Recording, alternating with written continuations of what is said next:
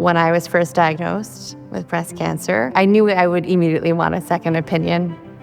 I wanted a more nuanced approach, mostly because I was very chemo averse. I remembered I had met this mother, a breast cancer researcher, and I sent her my information, and she called me and said, I'm so very sorry, but this is eventually going to be behind you. I'd really like you to meet this doctor. He's an amazing doctor, and his name is Dr. Eric Weiner. And then she said, I'm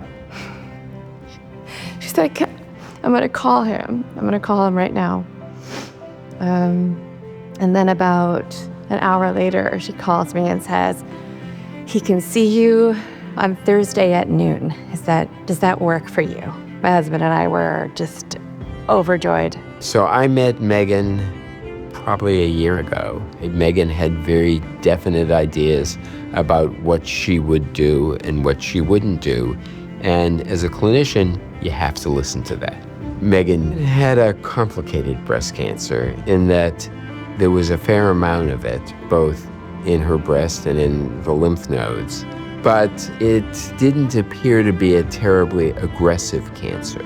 Sometimes people don't realize that there's a difference between how much cancer there is and how fast a cancer grows, or what I often call the personality of the cancer is. With that in mind, we had to come up with the best treatment approach for her. In the past, we tended to take a one-size-fits-all approach to breast cancer. In the end, Megan didn't receive chemotherapy. She received hormonal therapy and some additional targeted therapy that helps the hormonal therapy work better. Increasingly, we understand that there are many subtypes of breast cancer and that not all of them respond the same way. And in fact, we have very different approaches to different subtypes.